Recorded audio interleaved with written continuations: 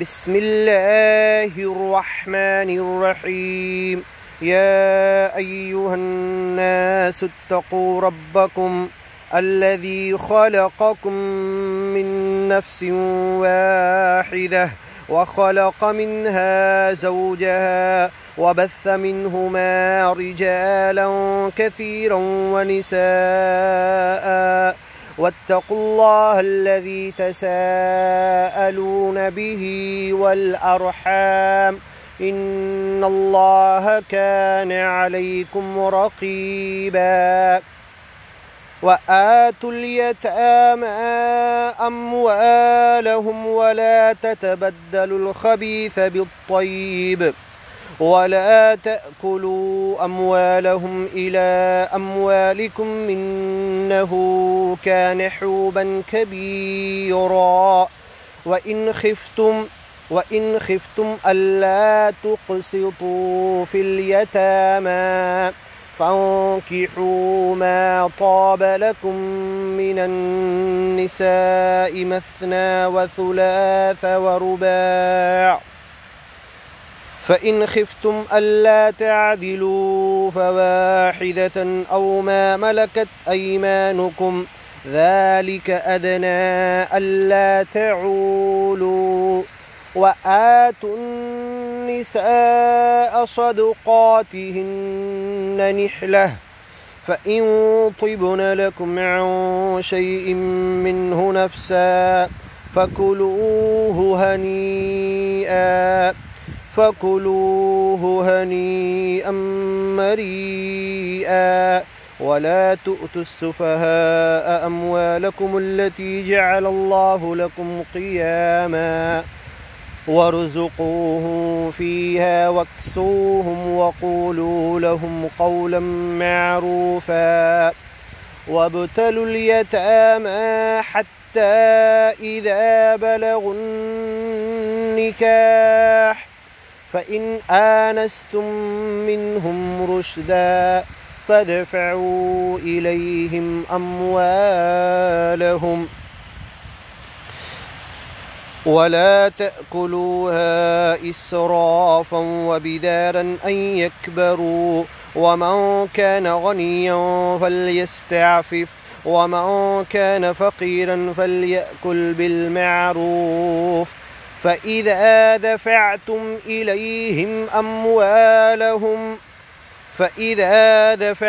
إليهم أموالهم فأشهدوا عليهم وكفى بالله حسيبا.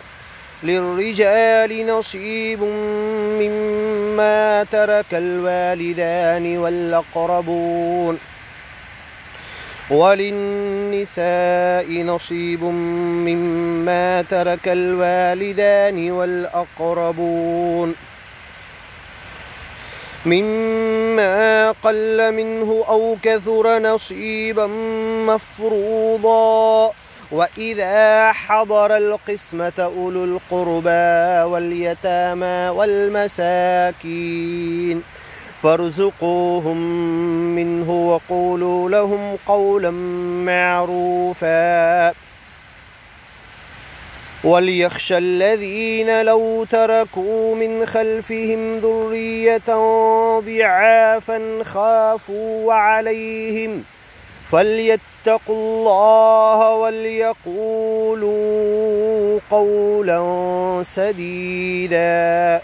إن الذين يأكلون أموال اليتامى ظلما إنما يأكلون في بطونهم نارا وسيصلون سعيرا. يوصيكم الله في أولادكم للذكر مثل حظ الأنثيين فإن كن نساء فوق 2 فلهن ثلثا ما ترك وإن كانت واحدة فلها النصف ولأبويه لكل واحد منهما السدس مما ترك إن كان له ولد فإن لم يكن له ولد وورثه أبواه فلأمه الثلث فإن كان له إخوة فلأمه السدس من بعد وصية يوصي بها أو دين. آباؤكم وأبناؤكم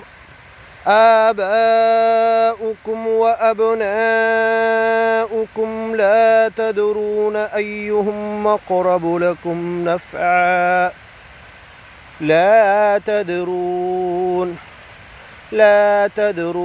أيهم أقرب لكم نفعا فريضة من الله إن الله كان عليما حكيما. ولكم نصف ما ترك أزواجكم إن لم يكن لهن ولد فإن كان لهن ولد فلكم الربع مما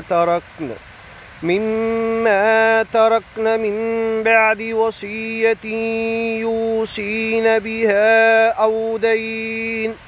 ولهن الربع مما تركتم إن لم يكن لكم ولد فإن كان لكم ولد فلهن الثمن مما تركتم من بعد وصية توصون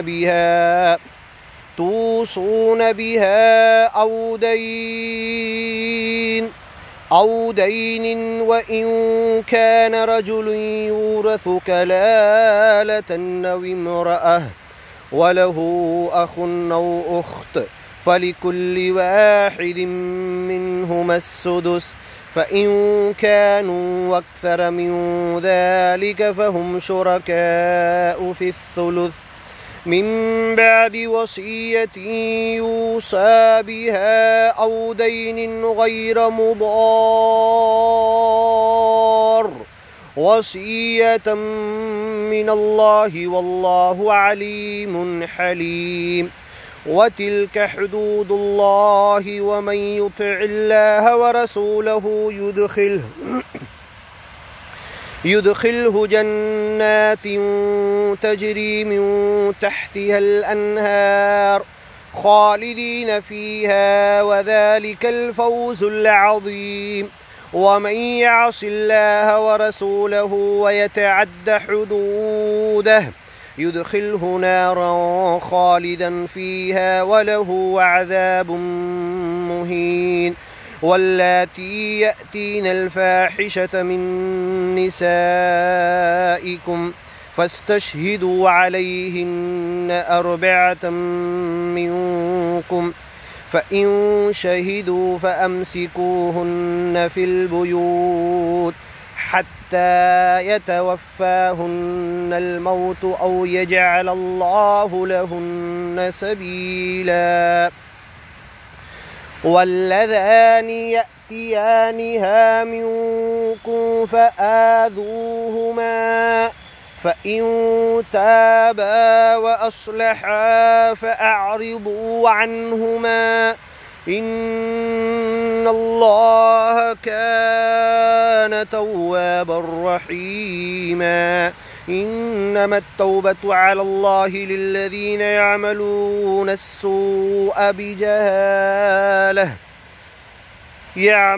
السوء بجهالة ثم يتوبون من قريب فأولئك يتوب الله عليهم وكان الله عليما حكيما.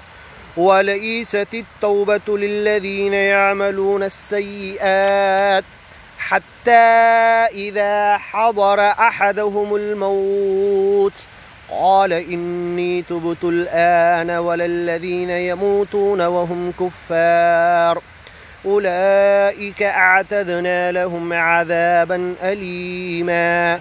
يا أيها الذين آمنوا لا يحل لكم أن ترثوا النساء كرها ولا تعضلوهن لتذهبوا ببعض ما آتيتموهن إلا أن يأتين بفاحشة مبينة وعاشروهن بالمعروف فإن كرهتموهن فعسى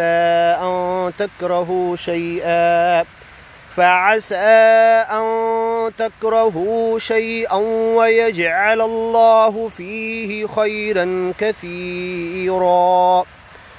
وإن أردتم استبدال زوج مكان زوج وآتيتم إحداهن قنطارا فلا تأخذوا منه شيئا أتأخذونه بهتانا وإثما مبينا وكيف تأخذونه وقد أفضى بعضكم إلى بعض وأخذن منكم ميثاقا غليظا ولا تنكحوا ما نكح آباؤكم من النساء إلا ما قد سلف إنه كان فاحشة ومقتا وساء سبيلا.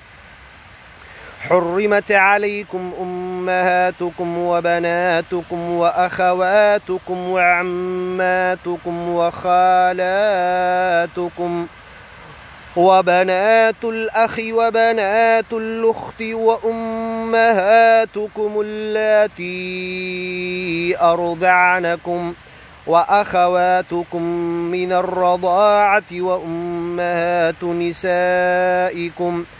وأمهات نسائكم وربائبكم اللاتي في حجوركم من نسائكم اللاتي دخلتم بهن فإن لم تكونوا دخلتم بهن فلا جناح عليكم وحلائل أبنائكم الذين من أصلابكم وأن تجمعوا بين الأختين إلا ما قد سلف إن الله كان غفورا رحيما. والمحصنات من النساء إلا ما ملكت أيمانكم كتاب الله عليكم وأحل لكم ما وراء ذلكم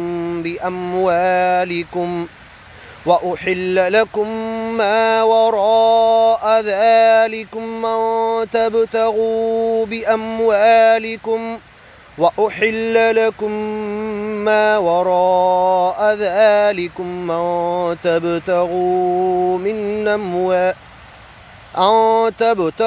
بأموالكم وأحل لكم ما وراء ذلكم أن تبتغوا بأموالكم محسنين غير مسافحين فما استمتعتم به منهن فآتوهن أجورهن فريضة ولا جناح عليكم فيما تراضيتم به من بعد الفريضة إن الله كان عليما حكيما.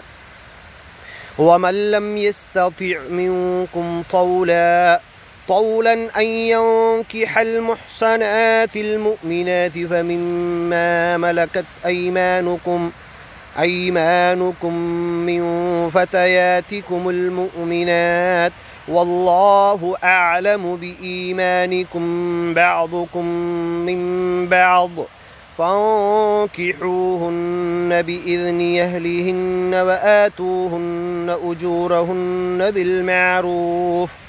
بالمعروف محصنات غير مسافحات ولا متخذات أخدان فإذا أحسن فإن أتين بفاحشة فعليهن نصف ما على المحصنات من العذاب ذلك لمن خشي العنة منكم وأن تصبروا خير لكم والله غفور رحيم. يريد الله ليبين لكم ويهديكم سنن الذين من قبلكم ويتوب عليكم والله عليم حكيم. والله يريد أن يتوب عليكم ويريد الذين يتبعون الشهوات أن تميلوا ميلا عظيما. يريد الله أن يخفف عنكم أن تميلوا ميلا عظيما. يريد الله أن يخفف عنكم وخلق الإنسان ضعيفا. يا أيها الذين آمنوا لا تأكلوا أموالكم بينكم بالباطل إلا أن تكون تجارة عن تراض منكم ولا تقتلوا أنفسكم إن الله كان بكم رحيما. ومن يفعل ذلك عدوانا وظلما فسوف نصليه نارا وكان ذلك على الله يسيرا. إن تجتنبوا كبائر ما تنهون عنه نكفر عنكم سيئاتكم وندخلكم مدخلا كريما. ولا تتمنوا ما فضل الله به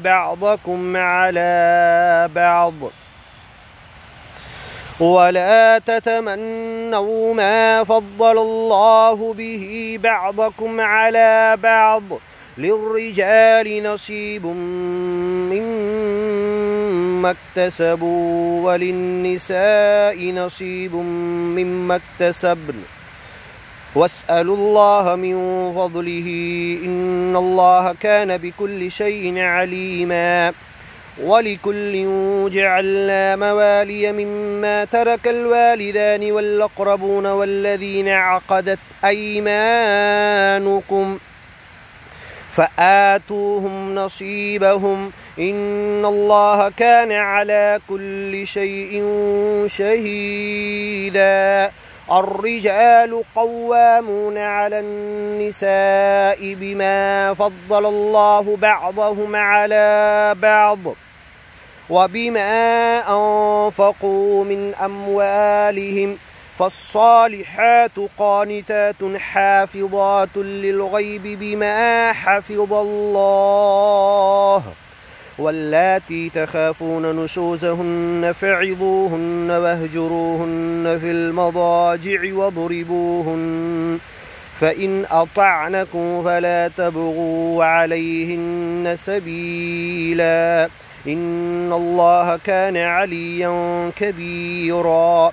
وإن خفتم شقاق بينهما فبعثوا حكما من أهله وحكما من أهلها إن يريدا إصلاحا يوفق الله بينهما إن الله كان عليما خبيرا.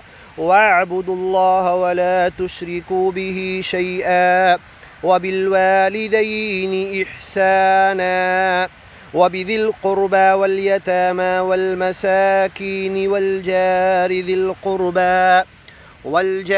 القربى والجار الجنب والصاحب بالجنب وابن السبيل وما ملكت أيمانكم إن الله لا يحب من كان مختالا فخورا. الذين يبخلون ويأمرون الناس بالبخل ويكتمون ما آتاهم الله من فضله وأعتدنا للكافرين عذابا مهينا. والذين ينفقون أموالهم رئاء الناس ولا يؤمنون بالله ولا باليوم الآخر ومن يكن الشيطان له قرينا فساء قرينا وماذا عليهم لو آمنوا بالله واليوم الآخر وأنفقوا مما رزقهم الله وكان الله بهم عليما إن الله لا يظلم مثقال ذرة وإن تك حسنة يضاعفها ويؤت من لدنه أجرا عظيما فكيف إذا جئنا من كل أمة بشهيد وجئنا بك على هؤلاء شهيدا يومئذ يود الذين كفروا وعصوا الرسول لو تسوى بهم الأرض ولا يكتمون الله حديثا يا أيها الذين آمنوا لا تقربوا الصلاة وأنتم سكارى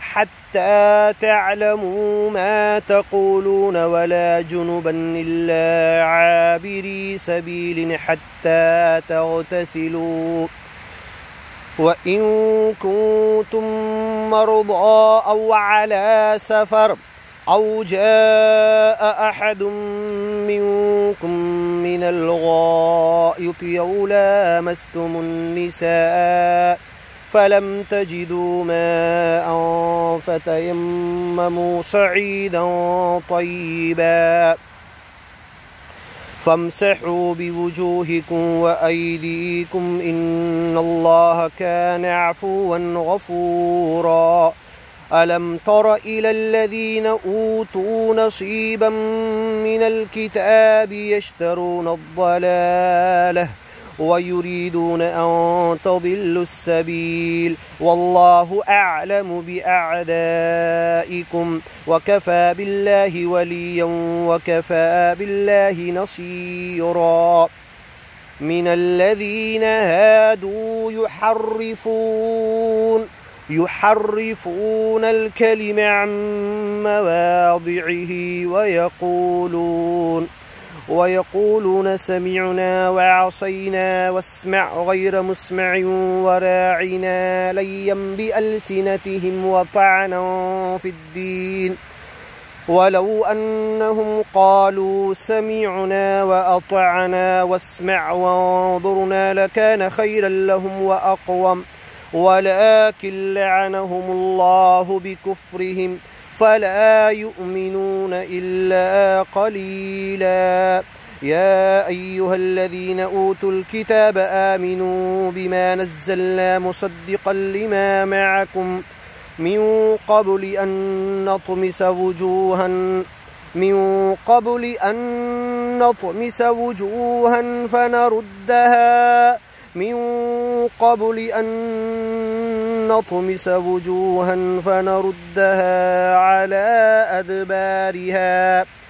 من قبل أن نطمس وجوها فنردها على أدبارها أو نلعنهم كما لعنا أصحاب السبت وكان أمر الله مفعولا إن الله لا يغفر أن يشرك به ويغفر ما دون ذلك لمن يشاء ومن يشرك بالله فقد افترى إثما عظيما ألم تر إلى الذين يزكون أنفسهم بل الله يزكي من يشاء ولا يظلمون فتيلا انظر كيف يفترون على الله الكذب وكفى به إثما مبينا.